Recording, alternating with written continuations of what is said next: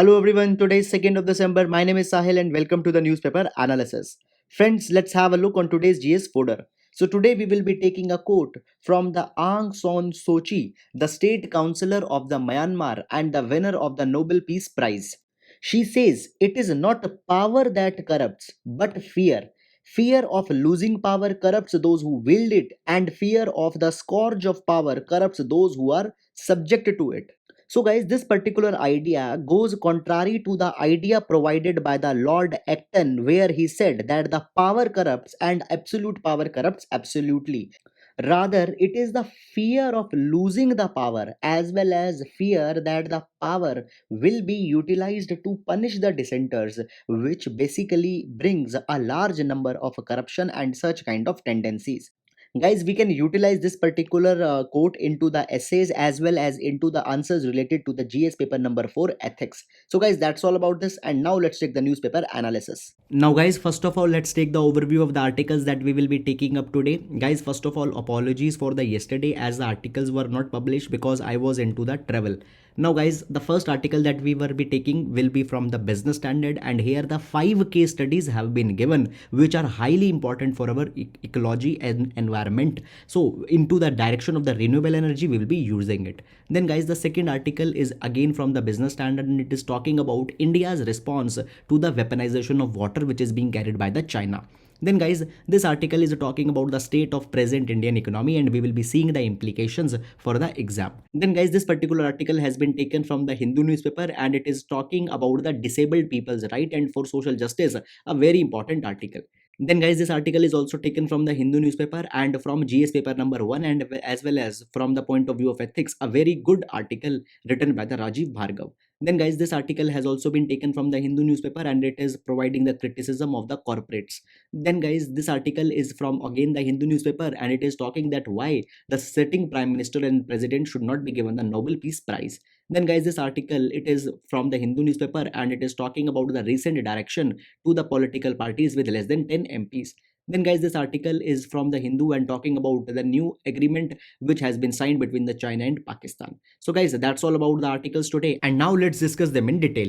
Now guys, this particular article has been taken from the Business Standard, and very good reference points have been given which we can utilize into our ecology and environment related answers.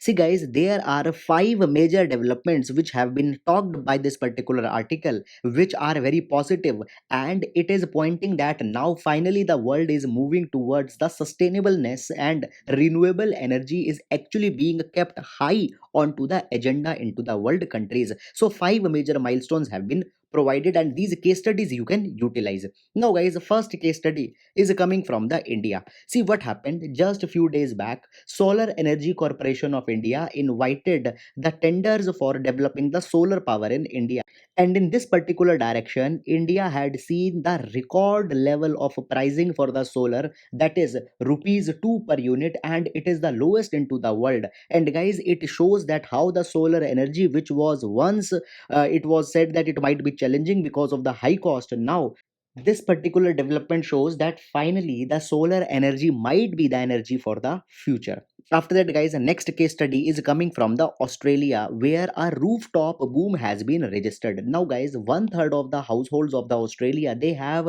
developed the rooftop solar panels, and a much proportion of their energy requirements is being fulfilled by these rooftop solar plants. Now guys, into the Australia it has become possible because of the abundant sunshine that the Australia receives, and the second is because of the government's policy of developing the cost reflective tariffs, by which this particular adaptation has become possible. Now guys, when we talk about India, India had also taken the target that the 40 gigawatt of energy by 2020 will be produced or developed by the rooftop solar power units. And guys, into this particular direction 10% of the targets have been fulfilled. Now onto this particular direction we can see there is some slow development, but still India is onto a well paved path and can further learn from the Australia's success. Then guys, a third case study is coming from the Japan, and it is a kind of an initiative which has been taken by the tech companies.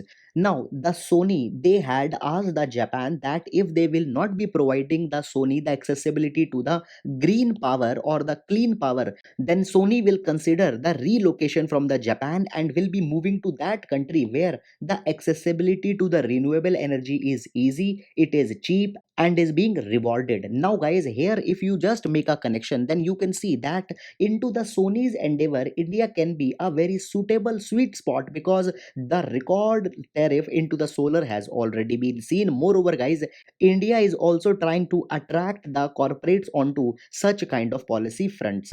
Moreover guys, into the tech sector, if we see, the Microsoft has also taken a very ambitious target and had said that by 2030 they will become the carbon neutral. Similarly, the Amazon had said that by 2025 into India they will be having at least 10,000 vehicles which are driven onto the electric energy. And for the global, there is a 2030 deadline where the Amazon had said that 1 lakh of their vehicles will be electronically driven. Into this particular direction guys, the tech sector is also showing an active kind of participation in pushing forward the renewable energy. Guys, similarly, the Apple had also shown a considerable thirst onto the renewable energy. Now guys, one argument comes that India also needs to now develop renewable energy even at the faster pace, not because for the sustainability and for the sake of climate, but also to attract such big tech segment. Then guys, the next case study, it is coming from the Europe and particularly from the United Kingdom. Now guys, UK had initiated the green industrial revolution, and under the part of this green industrial revolution they had said that by 2030 the UK will ban on the sale of petrol as well as the diesel vehicles and will be allowing the electronic vehicles. Into this particular capacity, it is inviting the manufacturers who are developing the e-vehicles. Guys, similarly, if we take the Norway had taken even more ambitious target where Norway had said that by 2025 they will be phasing out all the petrol and diesel vehicles new sales. And guys, the UK particularly has also decided to provide a $2 billion subsidies to develop the infrastructure which is needed for the electric vehicles. So this is also a very positive case study which is being shown by the UK. And guys, the fifth case study is also from the Europe. Now, what had happened into the Dogger Bank, the biggest offshore wind farm is just now to be take off, and it will be providing much of the subsidized wind energy and will be meeting the energy requirements towards the Europe. Now, guys, all these particular kind of developments shows that further onto the similar lines in 2021 also such similar targets will be taken up, and finally the world is moving seriously towards the sustainable energy. So guys, that's all about this particular article. Please do utilize all these case studies. So that's it, and now we'll be moving to the next article. Now guys, this particular article has been taken from the Business Standard. Now guys, this is a follow-up article which we have already discussed on to the 30th of November, where we had discussed that how China is now going forward and is planning to build the hydropower project onto the Brahmaputra river towards the lower sides, and it is the first time that such a thing is happening. And we have seen that how China is involving into the weaponization of water. So all these particular attachments have already been seen. Now guys, what has happened?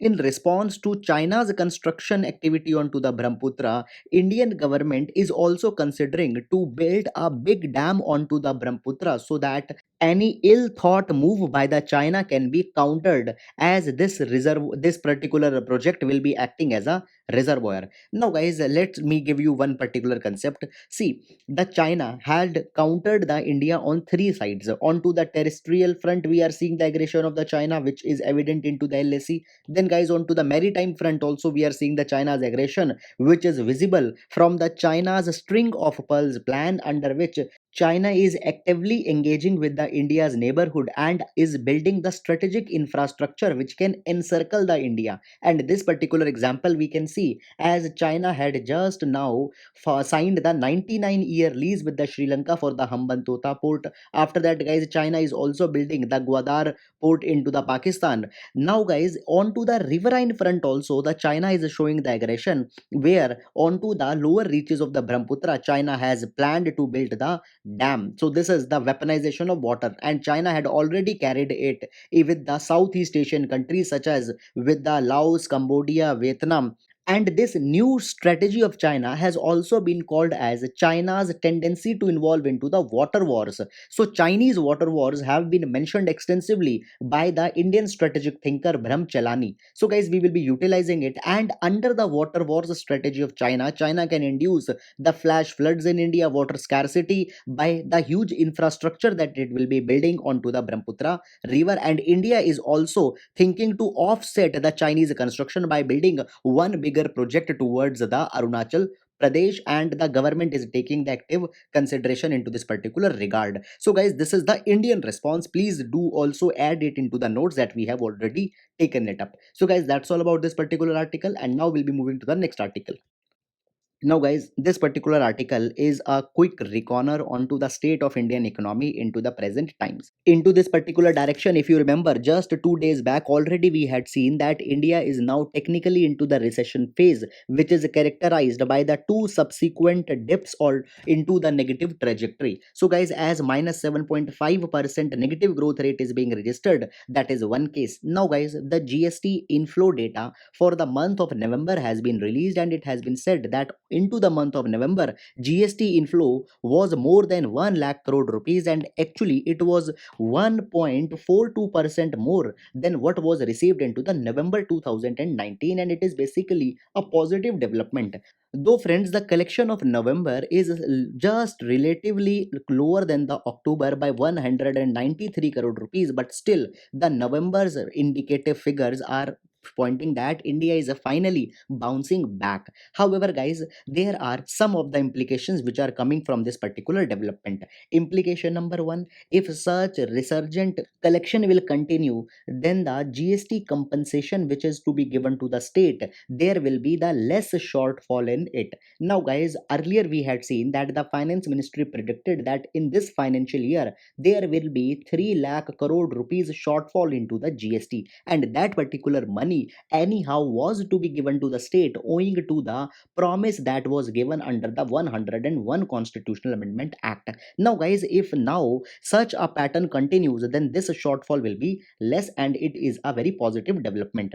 Then, guys, further, now we are seeing that a kind of an abnormally high expenditure is being carried on to the health testing, all such kind of things. Now, guys, as the collections were low, expenditure is high, the fiscal deficit was reaching to the alarming levels. And, guys, just a couple of days back we had seen that more than 120% of the FD has already been reached. Into this direction also, more collection will be showing the positive results. Finally, guys, we had often seen that into the newspaper it is said that India will be seeing a V-shaped recovery. V-shaped recovery means that there will be a decline, and suddenly a kind of an uptick will also be there. And if GST collection is more, it indicates that people are consuming more goods and more services, and more goods and more services point that there will be even more kind of a demand, and that demand will be pulling out economy from this dead zone. So, guys, on to all these particular front, it is showing a kind of a positive trend. But at the same time, guys, it is also the truth that it is not right now the mature to call that all these developments are the positive, and actually the economists are now taking a time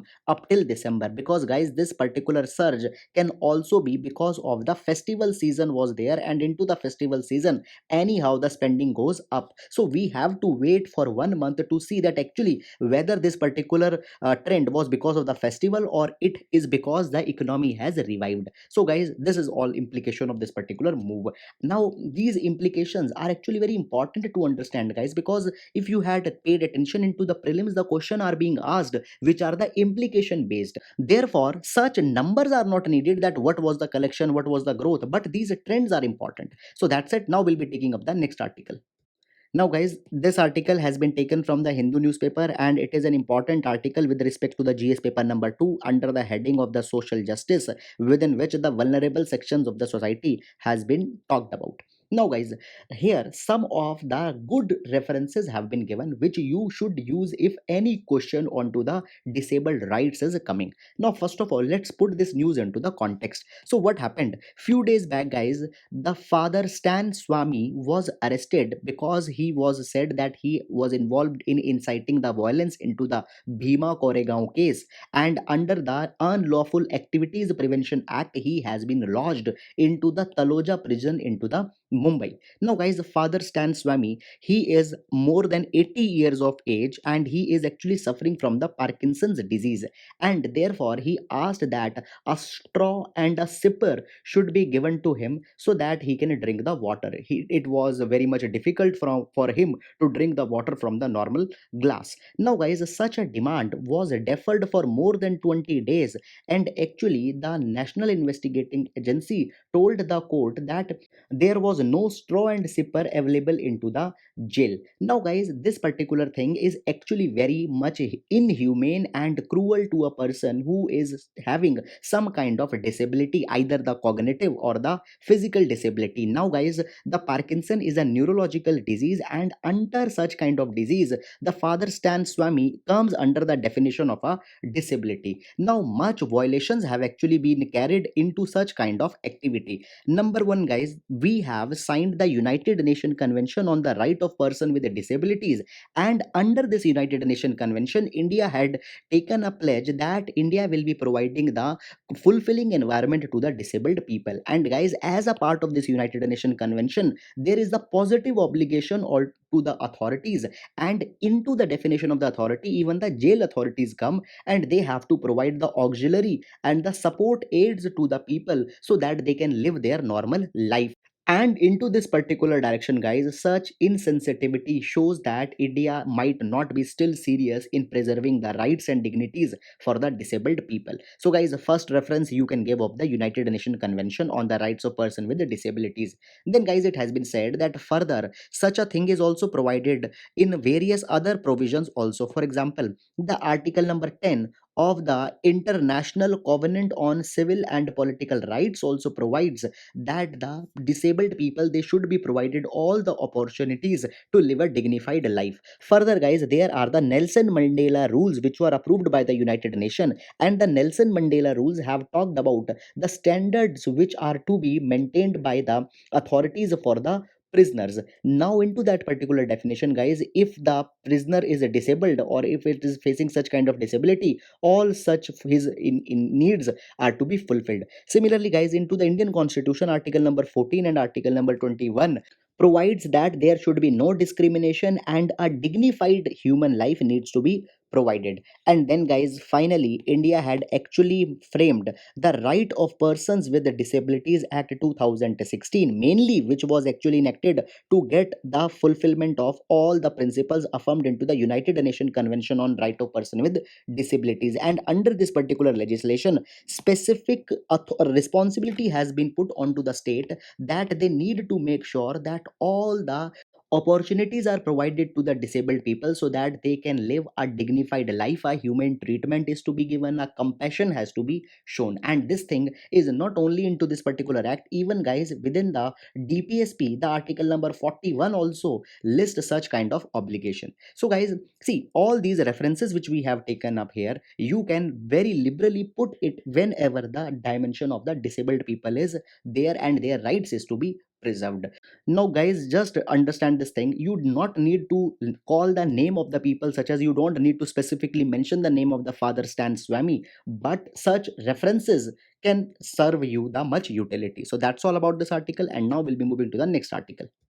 Now, guys, this article has been taken from the Hindu newspaper and has been written by the Rajiv Bhargav, who is a notable social and political thinker and had written extensively onto the ideas of the multicultural societies, the values, and all such kind of things. Now, guys, Rajiv Bhargav's articles are actually very good for your ethics paper number 4 as well as for the society which has been mentioned in GS paper number 1. Similarly, guys, for the essays also, much important substance is provided into the Rajiv Bhargav's article. Now, guys, first of all, I will suggest that you please go and read this article on your own, because much more than the factual information, it contains the ideas which are to be absorbed while you will read it. So, guys, please do read it. However, we will discuss the main crux which has been contained. Now, guys, it has been said that there is a an idea of the exclusive identity. Exclusive identity says that every person is having a unique identity, and that unique identity contains only some of the specific themes, and other different themes are not the part of this particular identity.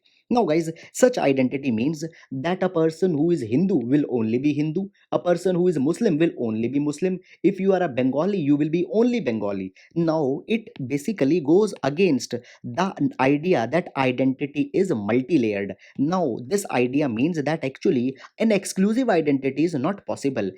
According to this particular idea, it is said that at the same time you can be a Hindu as well as a Bengali as well as an Odia, and at the same time you might also be influenced by the ideas of Islamism, Persian culture, etc.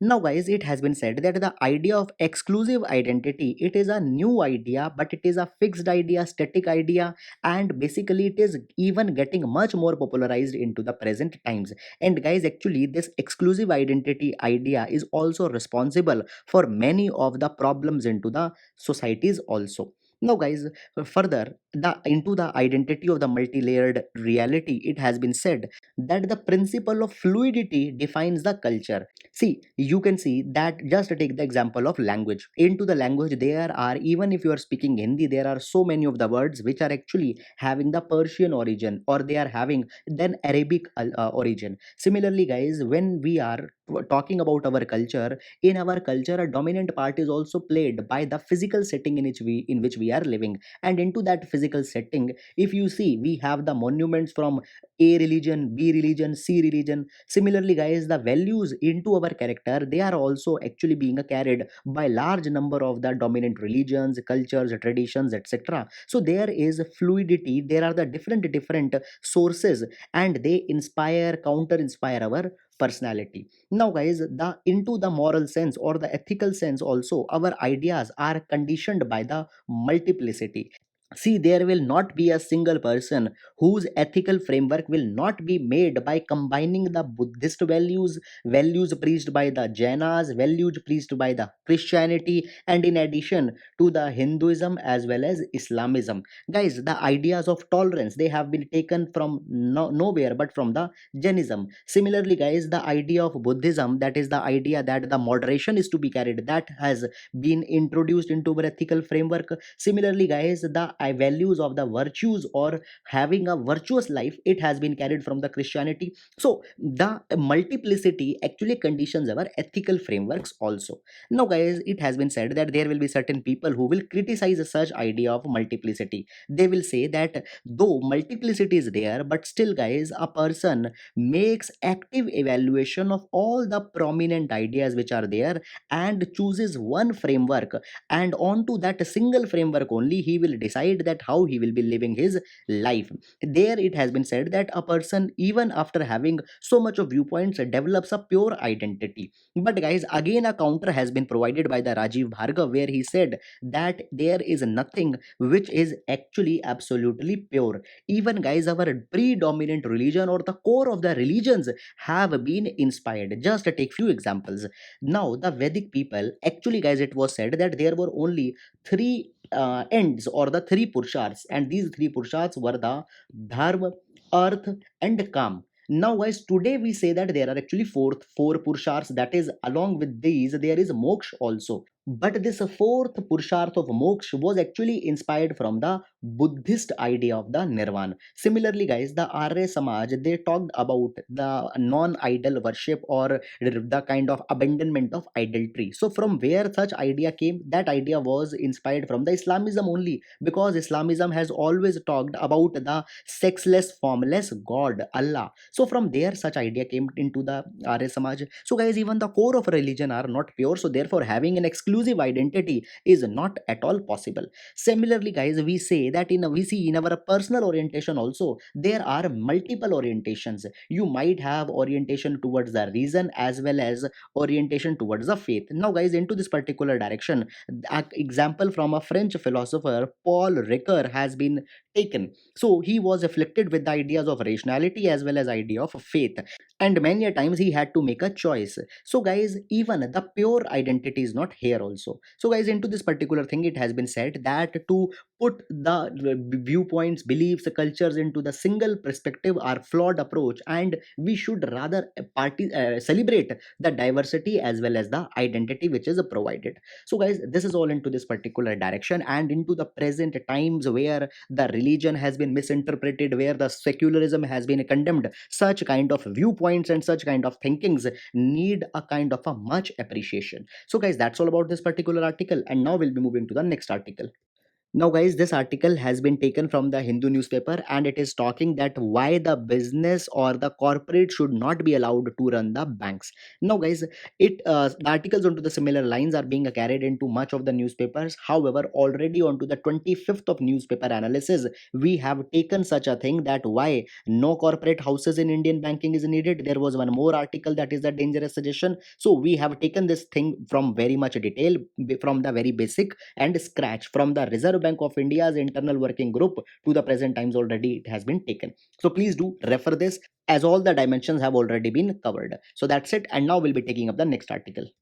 Now, this article taken from the Hindu newspaper, it is talking that why the Nobel Peace Prize should not be given to the sitting prime ministers, presidents, or the politicians. Now, guys, into this direction, there are four examples which has been given, and these examples will be serving our purpose if the question onto such line comes. Now, let's see that what has happened or why first of all this thing is coming. Now, guys, presently we are seeing that the Ethiopia is seeing a kind of an internal war. Already it has been covered into our newspaper analysis.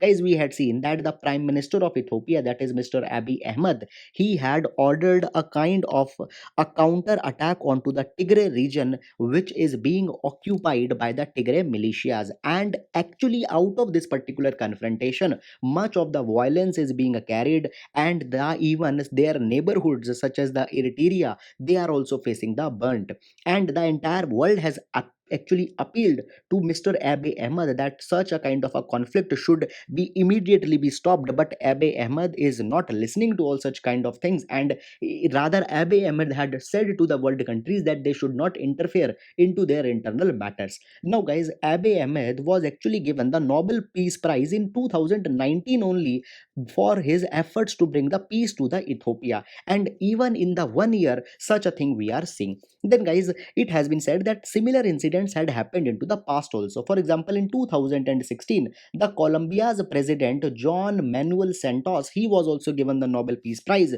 because he brought a kind of a resolution with the rebels of FARC into the Colombia. But guys, even within few days, there were allegations came that actually much of the atrocities were committed by the John Manuel, as this particular war by the FARC was going on into the Colombia. Then, guys, in 2009, the Obama was given the Nobel Peace Prize, and within a short span of time, he ordered the increase of the troops into the Afghanistan, which ultimately led to a bloody bath.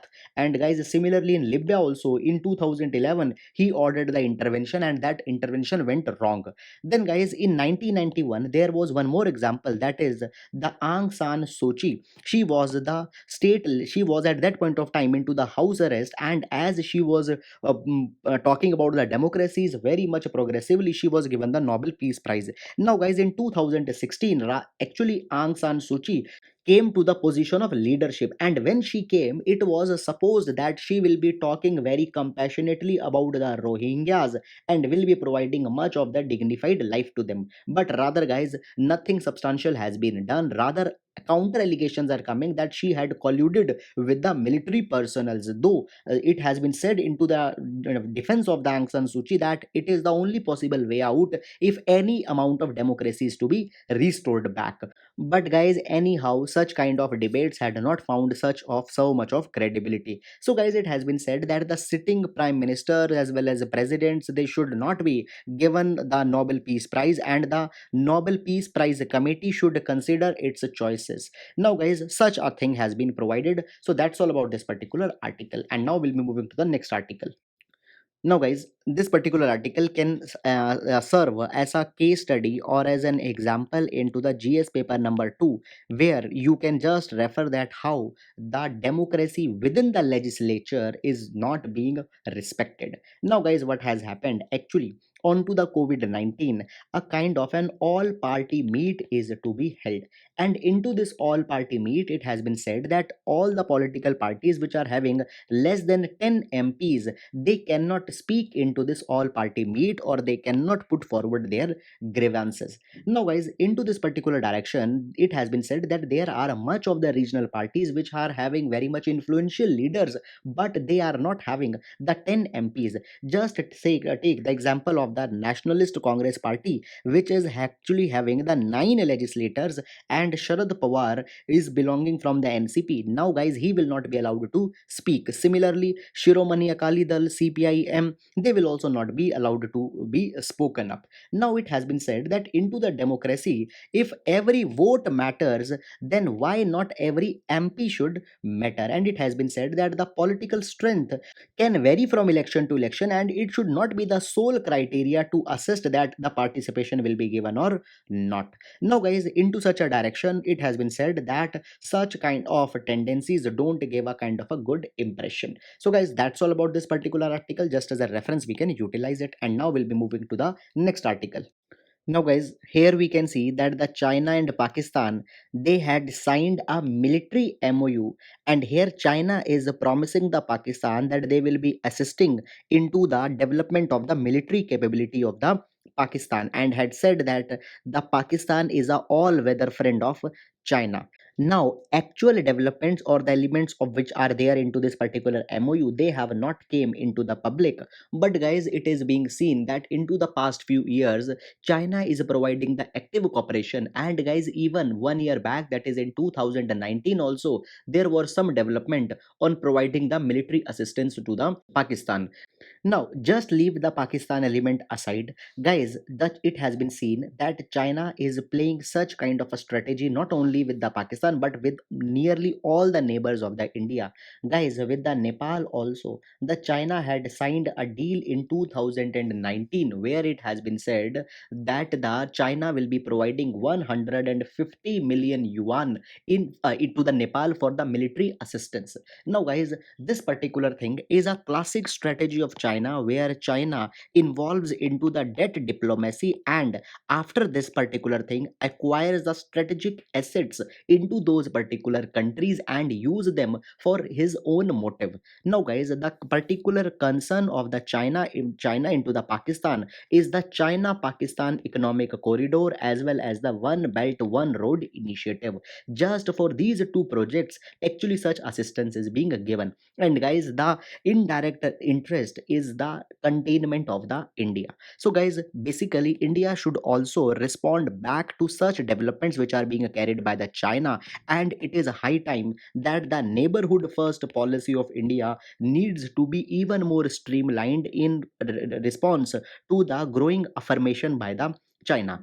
Now, if you are following the newspaper analysis regularly, guys, you have already seen that into the case of Maldives, actually, India had shown the neighborhood first policy into a matured way, as India is involving into providing the active assistance to the Maldives. For example, for the Greater Malay Connectivity Project, aid is being provided. So, guys, into the similar lines to contain the China, India also needs to ramp up the game. So, guys, this is all about this particular article. So friends, that's all for the today's newspaper discussion. I hope you are liking the initiative. Thank you so much.